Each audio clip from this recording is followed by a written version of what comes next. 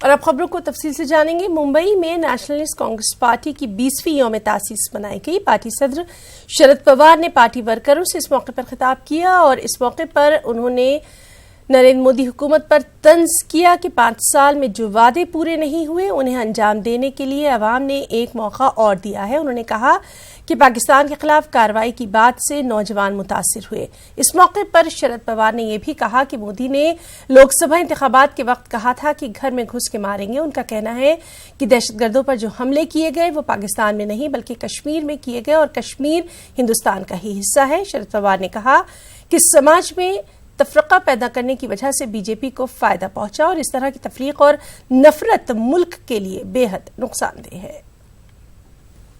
Mumbai police ने एक ऐसे शातिर चोर को गिरफ्तार किया जिसने जमानत पर बाहर आकर मुंबई पुलिस को ही चैलेंज कर डाला था। मुलजिम का नाम सोनू बनिया कुमार बताया गया, जो कि अपने साथियों के साथ मिलकर लैपटॉप, मोबाइल वगैरह की चोरी करता था।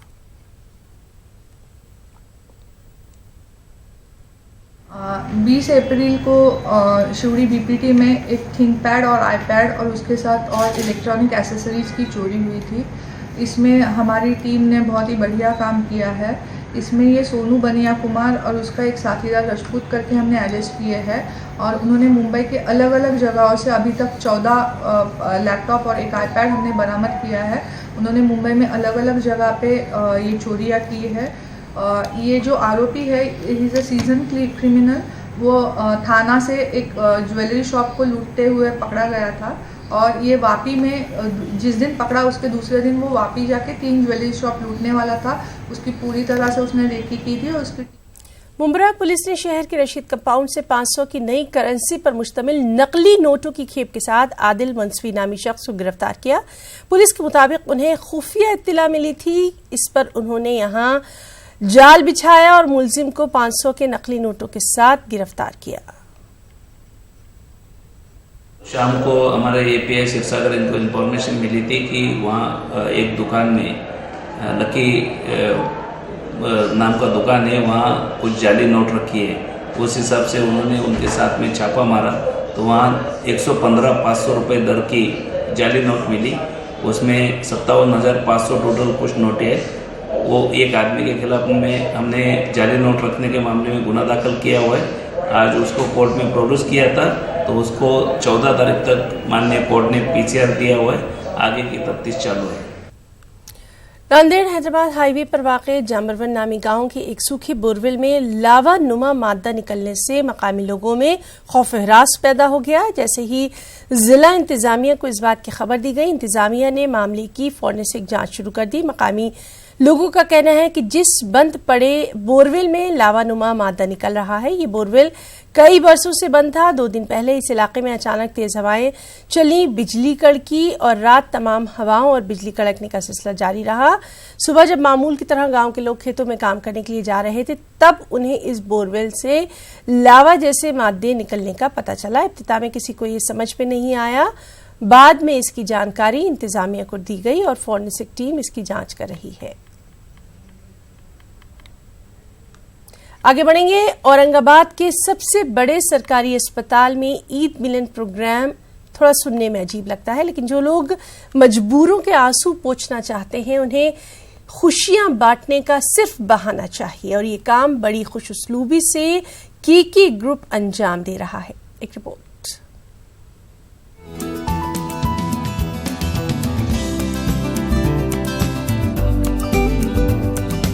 जिस वक्त पूरा मुल्क ईद की खुशियां मनाने में मसरूफ था, सब अपनों के दरमियान खुशियां बांट रहे थे। ऐन उसी वक्त औरंगाबाद शहर के फलाही तंजीम के ग्रुप के रजाकार पूरे एहतमाम से घाटी दवाखाने के अहाते में शीरखुरमा तकसीम कर रहे थे। ईद मिलन प्रोग्राम में मरीजों के रिश्तेदार तो शामिल थे, इनके अलावा सरकारी अहलकार, डॉक्टर्स और नर्सों ने भी शीरखुरमे का लुत्फ उठाया। इस तरह का प्रोग्राम मतलब ये कैसा है कि अभी आज ईद है तो इन्होंने हमको शीरखुरमा खिलाया, अभी समझो दिवाली रही तो हमको स्वीट भी खिलाते हैं। तो एक अच्छा इन्वायरमेंट क्रिएट होता है आपसी भाईचारे के लिए। गवर्नमेंट मेडिकल कॉलेज में हम सर्विस करते, उधर से इन्होंने बोले शीरखुरमा कार्यक्रम 8-10 साल से शुरू होता है इधर, तो उन्होंने बोले शीरखुरमा स्टाफ पी के आ जाओ सब, 2-2 अल्टरनेट हम पी रहे। कौन लोग आते हैं इसमें ज्यादातर? सब बड़े बड़े लोग आते हैं। खीर खुरमा पिलाया जा रहा है और ये हमेशा प्रोग्राम होता है और ये गरीबों के लिए कर सकते हैं वो, क्योंकि उनको भी मालूम है गरीबी चाहते हैं, इसके लिए प्रोग्राम हो रहा है ये। इस अस्पताल में बैक वक्त 10,000 से ज्यादा मरीज एडमिट रहते हैं। तकरीबन 8 अजला के गरीब मरीज इसी अस्पताल का रुख करते हैं और महीनों इनका इलाज जारी रहता है। ये ग्रुप पिछले 10 वर्षों से ये काम कर रहा है। कोई 6-6 महीने तक एडमिट रहता, बेचारे घर से बहुत दूर रहते और उनके साथ हम चाहते कि ईद की खुशियाँ उनके साथ हम भी बांटें, इसलिए हम ईद और दिवाली का दोनों त्यौहार घाटी हॉस्पिटल में मरीज, डॉक्टर, सिस्टर और यहाँ के मेडिकल स्टाफ के साथ मनाते।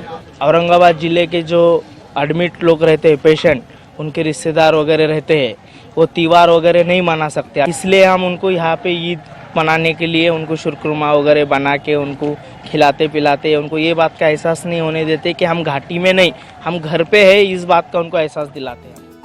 घाटी दवाखाने के मरीजों को ईद की खुशियों में शामिल करने के लिए इस साल तकरीबन 2 क्विंटल का शीर खुरमा बनाया गया, ताकि मरीज हो या उनके रिश्तेदार कोई भी महरूम न रहे।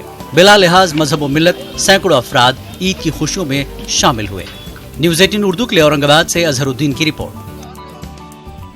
और सिर्फ यही नहीं बल्कि इस पुरा शुभ दौर में नफरतों को ख़त्म करने और कौमी हम आहंगी को फ़रोग़ देने के मकसद से अक़लियतों की जानिब से कोशिशें लगातार जारी हैं। इसी सिलसिले में अकोला में कच्ची मेमन जमात ने ईद मिलन प्रोग्राम का इनेकाद किया और अपने हमवतन भाइयों को मदऊ किया। एक रिपोर्ट।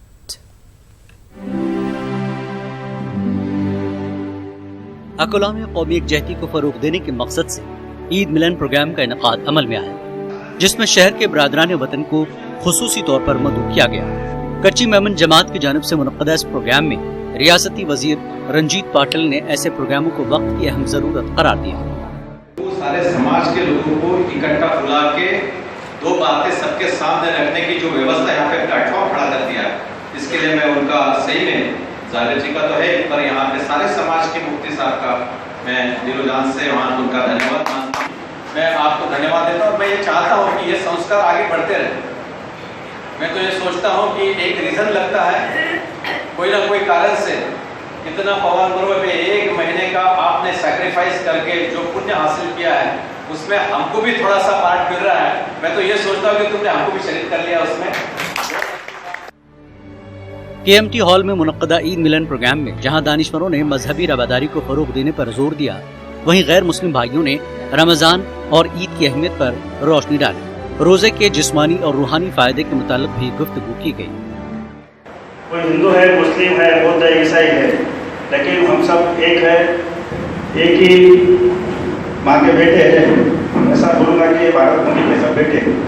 तो इस कार्यक्रम का के माध्यम से मैं आप लोग सबको एक बोलना चाहूँगा कि इस तरह का कार्यक्रम समय की पुकार है, समय के साथ ये कार्यक्रम होना चाहिए। वाज़ेह है कि अकोला में हिंदू मुस्लिम इत्तेहाद को फ़रोग़ देने के लिए कच्ची मेमन जमात की जानिब से मुख्तलिफ प्रोग्राम मुनक़्क़िद किए जाते हैं।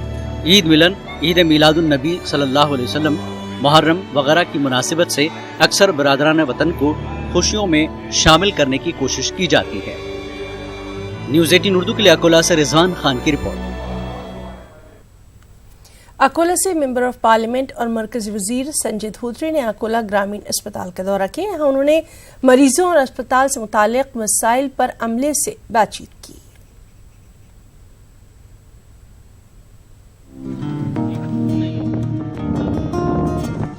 मरकजी वजीर संजय धोत्रे ने अपना दफ्तर संभालते ही अपने इंतखाबी हल्के अकोला की तरफ तवज्जो मरकूज कर दी।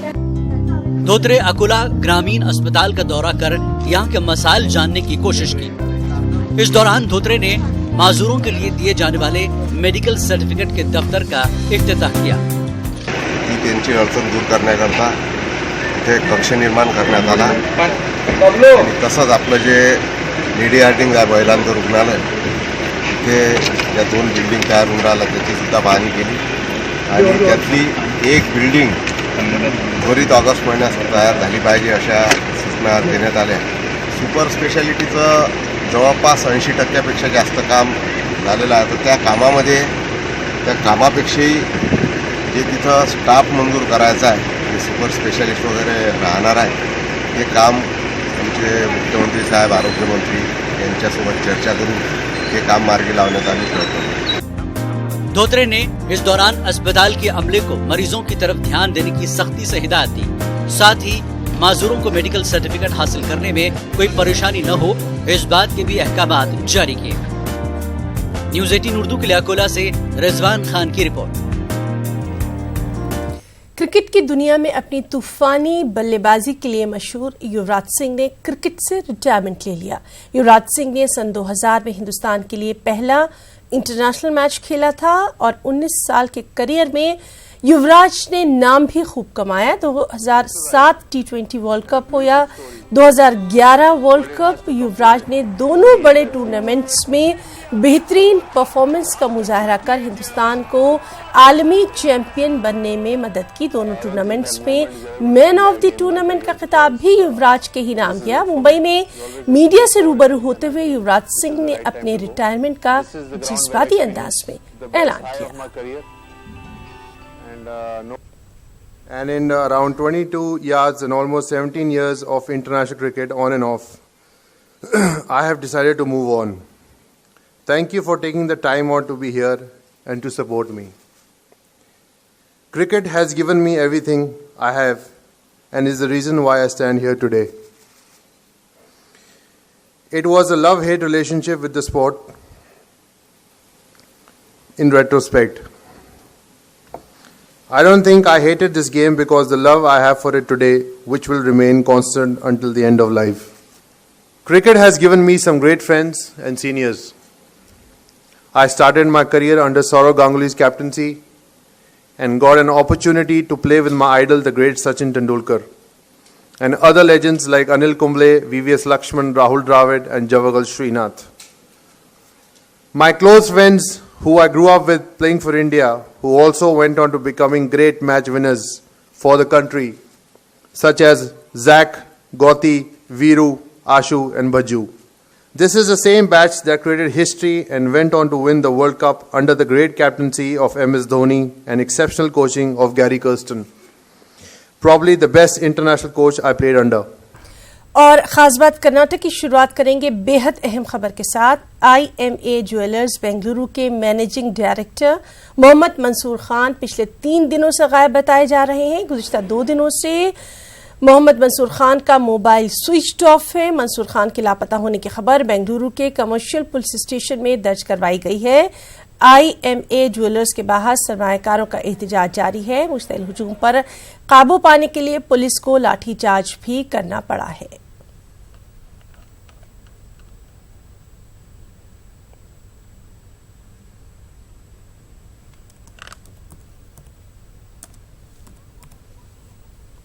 और चलिए इस वक्त वहां पर क्या कुछ हालात हैं, एक बार फिर से रुख करेंगे बेंगलुरु का, जहां मौजूद है हमारे साथी रऊफ हलूर। रऊफ, आपसे जानना चाहेंगे इस वक्त वहां पर क्या कुछ हालात देखे जा रहे हैं, क्योंकि काफी तशवीश की खबर है, खासकर उन लोगों के लिए जिन्होंने अपना सब कुछ दांव पर लगाया। जी बिल्कुल भी इस वक्त हालात संगीन बने हुए हैं। तकरीबन 11,000 करोड़ रुपयों का, यानी करोड़ों रुपयों का घोटाला एक मंजर आम पर आया है। इसका अंदाजा लगा पाना मुश्किल नजर आ रहा है कि जो इब्तदाई तहकीकात के मुताबिक जो मालूमात सामने आ रही हैं वो ये कह रही हैं कि ये जो घोटाला हुआ है वो करोड़ों में हुआ है। और इस सिलसिले में जो है कुछ ही देर पहले रियासत के वजीर दाखिला MB पाटिल ने प्रेस कॉन्फ्रेंस की और उन्होंने ये बताया कि इस मामले को संजीदगी के साथ लिया जा रहा है, इसकी पूरी मुकम्मल तहकीक की जाएगी। उन्होंने कहा कि जैसा कि पुलिस जो है IMA कंपनी के मैनेजिंग डायरेक्टर मोहम्मद मंसूर की तलाश कर रही है। जराए के मुताबिक कहा जा रहा है कि वो जो है मुल्क से फरार हुए हैं, ये बात कही जा रही है। हिंदुस्तान से फरार हो चुके हैं, ये बात कही जा रही है, लेकिन इसकी कोई तस्दीक नहीं हुई है। हालांकि वजीर दाखिला ने ये बात कही है कि इब्तदाई तहकीक के मुताबिक कई हजार खानदानों को धोखा हुआ है इस पूरे मामले में, और इस पूरे मामले में रियासती हुकूमत संजीदगी से कोशिश कर रही है इस पूरे मामले की तहकीक के लिए। तो उन्होंने ये बात भी कही। इस दौरान जो है रियासत के साबिक वजीर आर रोशन बेग का भी एक ट्वीट सामने आया है, जिसमें उन्होंने वाज़ह किया है कि उनका IMA कंपनी से कोई ताल्लुक नहीं है। वाज़ह है कि IMA के मैनेजिंग डायरेक्टर मोहम्मद मंसूर ने जो ऑडियो रिलीज किया है उसमें उन्होंने MLA का नाम लिया है आर रोशन बेग और चंद सरकारी अफसरों का उन्होंने जिक्र किया है।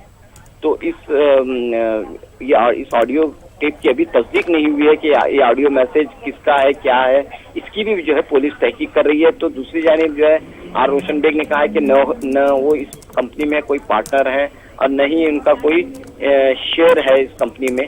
बस समाजी ताल्लुक की बुनियाद पर, समाजी खिदमत की बुनियाद पर उन्होंने जो है इस कंपनी के साथ अपना ताल्लुक बनाए रखा था समाजी खिदमत के लिए। जैसे कि उन्होंने इस बात का जिक्र किया है कि वीके उबैदुल्ला स्कूल जो शिवाजी नगर में सरकारी वीके उबैदुल्ला स्कूल जिसे IMA कंपनी ने गोद लिया है, उसमें जो है उन्होंने उनका ताउन किया था उस स्कूल को गोद दिलवाने में। चंद एक बातों का जिक्र करते हुए, लेकिन परेशानी इस वक्त ये है कि जो अवाम है वो काफी परेशान है। हजारों के लोग में जो है इस वक्त लोग अभी भी जो है IMA ज्वेल्स के शोरूम्स के सामने है, IMA के कंपनी के दफ्तरों के सामने है और इंसाफ का मुतालिबा कर रहे हैं। रऊफ आपसे ये जरूर हम जानना चाहेंगे, लगातार इस तरह की खबरें जो है वो आती रही हैं हम और आप देखते रहे हैं कि किस तरह से जो इन्वेस्टर्स हैं वो अपनी जिंदगी भर की मेहनत की जो कमाई है वो कहीं ना कहीं खो देते हैं। इस सब को रोकने के लिए सख्त कानून की जरूरत। जी बिल्कुल भी वजीर दाखिला MB पाटिल ने यही बात कही है कि ये सिर्फ एक वाहिद वाकया नहीं है, ऐसे कई वाकयात पेश आए हैं जहां पर मासूम लोग अवाम को जो है धोखा दिया गया है। खास तौर पर मैं हिना ये बात बताता चलूं कि बेंगलुरु के मुस्लिम समाज में पिछले 5 या 10 सालों से इस तरह के कई वाकयात पेश आए हैं। बिल्कुल ये सिर्फ IMA से कबल जो है एम्बिडेंट, अजमेरा, आलिया, इस तरह की कई कंपनियां, मॉर्गनल, कई कंपनियों ने जो है हलाल सरमायाकारी के नाम पर मुसलमानों को धोखा दिया है। उनकी जो मेहनत मजदूरी का पैसा मुनाफे की लालच बताकर उनसे पैसा हासिल किया और उन्हें धोखा देकर फरार हुए हैं। तो ऐसे में जो है यहाँ पर ये भी सवाल उठता है कि अवाम में बेदारी क्यों नहीं है, अवाम क्यों जो है इस तरह के झांसे में आ जाते हैं, इस तरह की लालच में जो है पड़ जाते हैं। जबकि जो है जिस तरह से ये लोग जो है इस्लाम के नाम पर, हलाल सरमाएकारी के नाम पर लोगों को जो है अपनी जानिब खींचते हैं। जी रऊफ, आपने बिल्कुल ठीक कहा कि लोगों को अपनी समझदारी का सबूत देना होगा। जिंदगी भर की उनकी जो कमाई है उसको कहीं भी इस तरह से बर्बाद नहीं होने देना है। और जब कानून मौजूद है, बहुत सारी चीजें मौजूद हैं, तो फिर उस जानिब क्यों ना रुजू किया जाए। बार बार इस तरह से लोग जो हैं वो नुकसान का शिकार क्यों हो रहे हैं। बहुत बहुत शुक्रिया आपका इस तमाम तर तफसीली जानकारी के लिए। आगे बढ़ेंगे। फिल्मी दुनिया में उस वक्त गम की लहर दौड़ गई जब अदाकार प्ले राइटर गिरीश कर्नाड की मौत की खबर आई। साहिब तर्ज अदाकार गिरीश कर्नाड का आज इंतकाल हो गया। वो 81 बरस के थे, लंबे अरसे से बेंगलुरु में बीमार चल रहे थे। गिरीश कर्नाड सलमान खान की टाइगर जिंदा है, अजय देवगन की शिवाय, प्रेम कहानी, सम्राट, मुगल और दीगर बड़ी फिल्मों में नजर आए। साथ ही साथ टीवी की दुनिया में भी उन्होंने बेहतरीन काम किया था और मालगुडी डेज एक ऐसा ही सीरियल था। गिरीश कर्नाड को बावकार ज्ञानपीठ अवार्ड से भी सरफराज किया जा चुका था। गिरीश कर्नाड के इंतकाल पर वज़ीर आज़म नरेंद्र मोदी और सुषमा स्वराज ने भी गहरे रंजो गम का इजहार किया।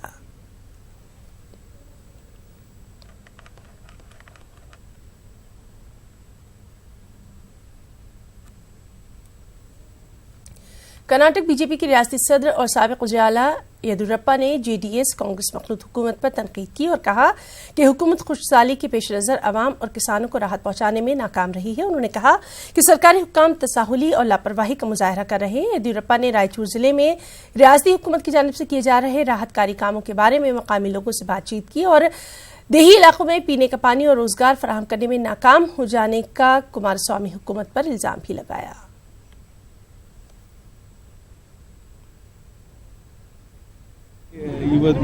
ಇವತ್ತೆರಡನೇ ದಿನ, ನಾಳೆ ಒಂದಿನ ಮೂರನೇ ದಿನ ಮಾಡ್ತಾ ಇದ್ದೀನಿ. ಅದಾದಮೇಲೆ ಬೆಂಗಳೂರಲ್ಲೇ ಒಂದು 3 ದಿನ ಸತ್ಯಾಗ್ರಹ ಮಾಡ್ತಾ ಇದ್ದೀವಿ. ಪರ ಕಾಮಗಾರಿ ಮಾಡದೇ ಇರೋದ್ರ ಬಗ್ಗೆ, ಮತ್ತು ಜಿಂದಾಲ್ ಕೊಟ್ಟಿರೋ ಜಮೀನು ವಾಪಸ್ ತಗೋಬೇಕು ಅನ್ನೋದ್ರ ಬಗ್ಗೆ, ರೈತರ ಸಾಲ ಮನ್ನಾ ಮಾಡ್ತೇನೆ ಅಂತೇಳಿ ಮೋಸ ಮಾಡಿರುವಂಥ ಆ ರೈತರಿಗೆ ಸಾಲ ಕೊಡಬೇಕು, ಮನ್ನಾ ಮಾಡಬೇಕು ಅನ್ನೋದ್ರ ಬಗ್ಗೆ ಸತ್ಯಾಗ್ರಹ ಚಳವಳಿ ಮಾಡ್ತಾ ಇದ್ದೀವಿ. ಬೆಂಗಳೂರಲ್ಲಿ 3 ದಿವಸ ಮಾಡ್ತೀವಿ. ಬಗ್ಗದೇ ಇದ್ರೆ ರಾಜ್ಯಾದ್ಯಂತ ಹೋರಾಟ ತಗೊಂಡು. और वहीं कर्नाटक के रियासती वजीर और जेडीएस के सीनियर लीडर वेंकटराव नाडगौड़ा ने कहा कि गारंटी रोजगार स्कीम के ताल्लुक से सवाल करने का बीजेपी के रियासती सदर और साबिक वज़ीर-ए-आला एस येदियुरप्पा को कोई हक नहीं, क्योंकि मरकजी हुकूमत ने अभी तक नरेगा स्कीम के तहत 15,000 करोड़ रुपए कर्नाटक को मुख्तस नहीं किए हैं। वेंकटराव कर्नाटक के रायचूर में मीडिया से बातचीत कर रहे थे। रियासती वजीर ने तनकीद करते हुए कहा कि काबिल सताइश ये बात है कि बहुत दिनों के बाद अपोजिशन बीजेपी लीडर नींद से जागे और अब गांव-गांव घूमकर रियासती हुकूमत के खिलाफ लोगों को गुमराह कर रहे हैं। ಒಂದು ಸೆಕೆಂಡ್, ನಾನು ಹೇಳಿದ್ಮೇಲೆ ಮತ್ತೆ ಕೇಳ್ರಿ. ನಾನು ಪ್ರೆಸ್ ಮೀಟ್ ಕರೆದಿರೋದು ನಿನ್ನೆ ಸನ್ಮಾನ್ಯ ವಿರೋಧ ಪಕ್ಷದ ನಾಯಕರು ಜಿಲ್ಲೆಯಲ್ಲಿ ಪ್ರವಾಸ ಮಾಡಿದ್ದಾರೆ. ಲಿಂಗಸೂರಿನಲ್ಲಿ ಹೋಗಿ ಒಂದು ತಾಂಡಕ್ಕೆ ಹೋಗಿ ಅಲ್ಲಿ ಕೆಲವು ವಿಷಯಗಳ ಮೇಲೆ ಚರ್ಚೆ ಮಾಡಿ ಮಾಧ್ಯಮದ ಸ್ನೇಹಿತರ ಮುಂದೆ ಮಾತನಾಡಿದ್ದಾರೆ. ಭಾಳ ನನಗೆ ಸಂತೋಷ ಆಯಿತು. 1 ವರ್ಷ ಆದಮೇಲೆ ಮಾನ್ಯ ಸನ್ಮಾನ್ಯ ಯಡಿಯೂರಪ್ಪನವರಿಗೆ ವಿರೋಧ ಪಕ್ಷದ ನಾಯಕರು ಇದ್ದೀವಿ ಅಂತೇಳಿ ಗೊತ್ತಾಗಿದೆ. ಅವರಿಗೆ 1 ವರ್ಷ ಮುಖ್ಯಮಂತ್ರಿ ಆಗುವುದರಲ್ಲೇ ತಮ್ಮ ಕಾಲ ಕಳೆದರು. ಈಗಲಾದರೂ ವಿರೋಧ ಪಕ್ಷಕ್ಕೆ ಬೆಲೆ ಬರುವ ಕೆಲಸ ಮಾಡೋದಕ್ಕೆ ಗ್ರಾಮಗಳಿಗೆ ಬರ್ತಾ ಇದ್ದಾರೆ. ಅವರಿಗೆ ನರೇಗಾದ ಬಗ್ಗೆ ಮಾತನಾಡುವ ನೈತಿಕ ಹಕ್ಕಿದೆಯಾ? ಕೇಂದ್ರ ಸರ್ಕಾರ ಒಂದು ಸೆಲ್ ಮಾಡಿ ಆ ಸೆಲ್ನಿಂದ ನೇರವಾಗಿ ಕೂಲಿಕಾರರ हणवन्न रिलीज। तो खबरों में फिलहाल इतना ही। मजीद ताज़ा खबरों के लिए आप लॉगिन कर सकते हैं हमारी वेबसाइट news18urdu.com पर। आदाब।